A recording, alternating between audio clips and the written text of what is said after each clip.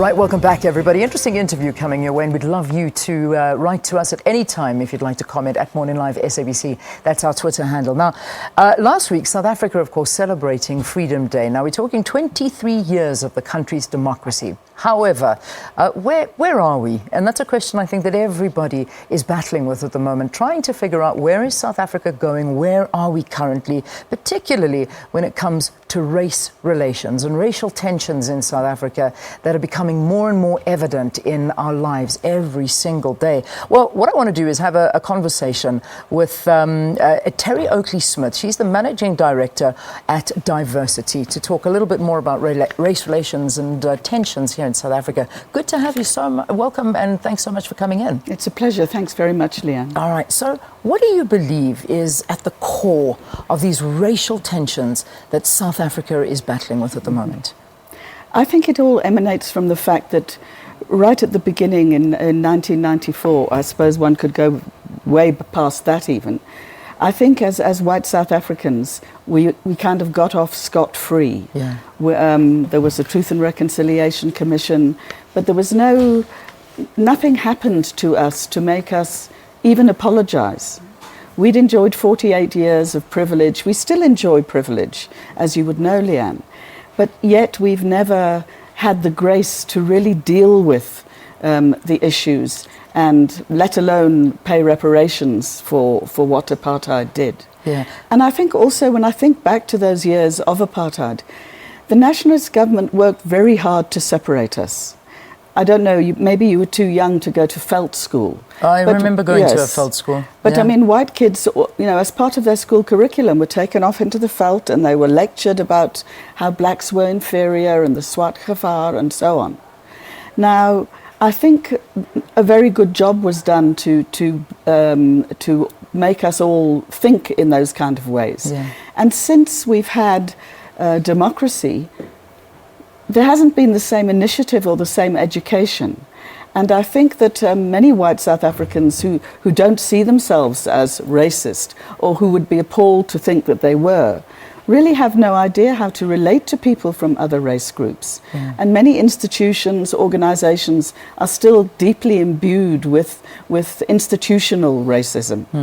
What are we doing wrong, though? Because, there's always this effort to try from many different factions, and there has been. I mean, you take a president like our former president Nelson Mandela, which is exactly what he stood for, that reconciliation, the idea of the rainbow nation, which I read of yours, which is it's almost something that we're beginning to see fade, those colours are fading. Yeah. But what are we doing wrong? Well, I think when you say what are we, I think we must look to ourselves as white South Africans. Okay. Yes, Nelson Mandela was a most wonderful figurehead, but how far did we actually come to the party? How prepared were we to get involved? I saw black South Africans stretching out a hand and trying to create an atmosphere of reconciliation, but I think very few of us really came to the party. And then we had this myth I just feel it was a total myth of being a rainbow nation. Yeah. I mean, that extended as far as people going to the 2010 World Cup or visiting Soweto once in their lives for the Rugby World Cup. Yeah. But, when it came to really getting to know each other, really taking stock of where we'd come from and thinking hard about what we needed to do, I think there was very little of that going on.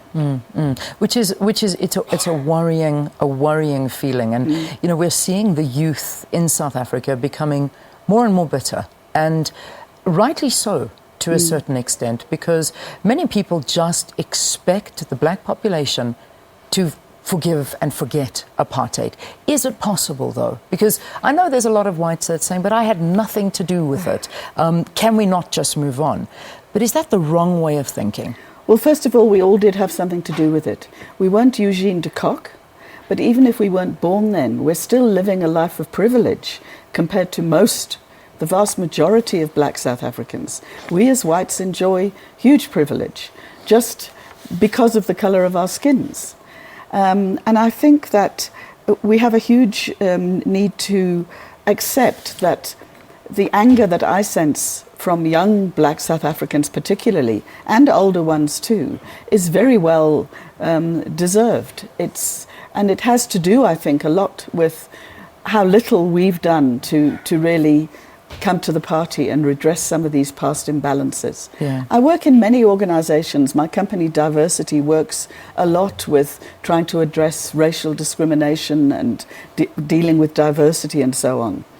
And it's very difficult to get organizations to see really the benefits of it, to recognize that this is not just about being nice to each other. This is a bottom line issue. Unless we actually improve relationships in the workplace or at universities and even at schools, we're not going to be going anywhere. It has deep impacts on the economy of our country, on our ability to create jobs. And that, of course, has a huge impact on the masses of unemployed in the country who are largely black. Yeah. How dangerous is it, though, if whites don't come to the party? Where will this lead us to? I mean, there's some people talk of, maybe South Africa should have gone through a civil war to get over it and to move on. I mean, do we have to wait to get to a situation like that, or can we do things now to try and rectify the situation we find ourselves in? I think if we look at, I think the country's in a very tremulous state at the moment, not just because of race relations, but because of a whole lot of issues that are happening at once. And I think there is a possibility then that scapegoats will be sought, and scapegoats could be sought. But I don't want to fall into the Helen Ziller trap of assuming that whites are now the easy target. And in fact, I disagree vehemently with what she wrote in the Sunday papers. I think there is still a chance, but I think that we as white people must be infinitely more humble. We must take a back seat. We must stop trying to take the lead in situations. We must be prepared to listen. Yeah. And there will always, unfortunately, be the incidents such as the one in Colini recently. Yeah. I mean, absolutely horrific. Absolutely. If indeed if it's what happened, we're waiting for the court case. Yeah, which in fact has been moved to today. The bail application is moved to today. So there are still those terrible racial incidents, gross racial incidents. Yeah. But I think what really gets to black people is the day-to-day petty instances of bystander racism, of people being racist without even being aware of it, of treating black people as if they've got no dignity. Yeah. And it's that wears people down ultimately. I want to get a little bit personal with you, if you don't mind. Now, you've got two children. You've got one son who is Sizwe, and he's black, Yes. and your other son is white. Yes. You live it, you see it. How different are their lives? Well, I think because both of them have had access to education, which many black children don't have, they've been able to really compete on an equal footing to some extent. But Sizwe never goes through a day without there being some racial incident. I mean, when he was small, he went to a very well-off private school where I used to be asked, "Oh, is he adopted?"